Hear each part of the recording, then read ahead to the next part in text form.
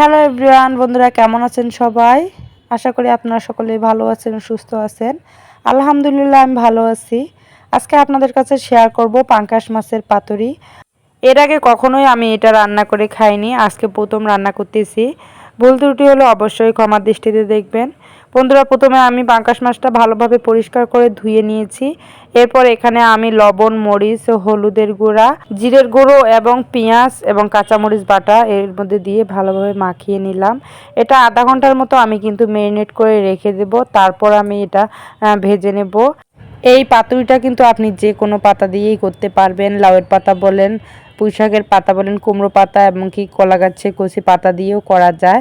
তবে এখানে আমি লাউয়ের পাতাটাই নেব। মাছটা ভালো করে ম্যারিনেট করে রেখে দেওয়ার পর কিন্তু আমি লাউয়ের পাতা ছিঁড়তে যাব। মাছটা যখন আমি ম্যারিনেট করে রেখে দেবো, এর মধ্যে একটু সরিষার তেল দিয়ে মাখিয়ে রাখবো। এছাড়া আমি কিন্তু সরিষার তেলেই ভেজে নেব। যেহেতু আমি আমার বরকে কয়েকদিন থেকে ডায়েট করাচ্ছি, ও একটু অসুস্থ। আর যখনই ও অসুস্থ হয়ে যায় তখনই আমি ওকে ডায়েট করাই। আর এই ডায়েটের জন্যই পাঙ্গাস মাছটা নিয়েছি। যেহেতু ডাক্তার জাহাঙ্গীর কবির ছাদ সবসময় সামুদ্রিক মাছের কথা বলেন, আর আমাদের উত্তর অঞ্চলে সামুদ্রিক মাছ তো পাওয়াই যায় না। আর আমরা হলাম আর্থিকভাবে তেমন সচ্ছল নই, তাই আমি পাঙ্গাস মাছটাই রাখি। এখানে প্রচুর তেল থাকে, আর তেল দিয়েই কিন্তু এক প্রকার চর্বি কাটে। তাই আমি কিন্তু পাঙ্গাস মাছটাই নিয়েছি। এখানে আমি লাউয়ের পাতার মধ্যে মাছটা ভালো করে মুড়িয়ে সুতা দিয়ে বেঁধে নেব। মাছ বলেন, সবজি বলেন, যে কোনো তরকারি বলেন, সেগুলো ভেজে খেলে কিন্তু এর পুষ্টিগুণ একটু কমে যায়। সেজন্য এভাবে রান্না করে খেলে কিন্তু পুষ্টিগুণ ভালো থাকে। মাছের পুষ্টিগুণটা কিন্তু এভাবে পাতুরি ভেজে খেলে কিন্তু ঠিক থাকে। তাই আমি এভাবেই মাঝে মাঝে করে দেই। আর ডায়েটে যেহেতু ভাত খাওয়া যায় না, শুধু সবজি খেয়ে থাকতে হয়, তাই কিন্তু যেমন তেমন প্রতিদিন এক সবজি খেতে কিন্তু ভালো লাগে না।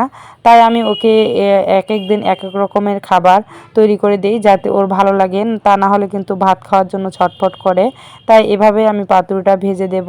বন্ধুরা, দেখতেই থাকেন আমার পাতুরি ভাজা কেমন হয়।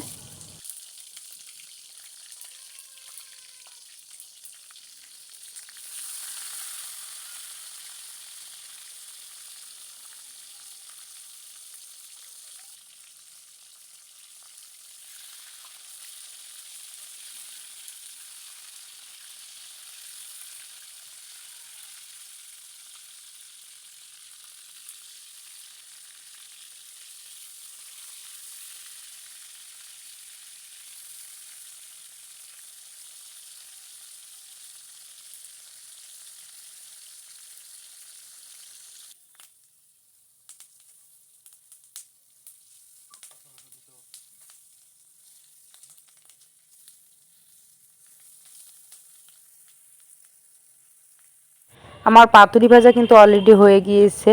আমি এক পিস ভাত দিয়েই খাবো, আর ওকে এক পিস এমনি খেতে দেবো সবজির মাধ্যমে।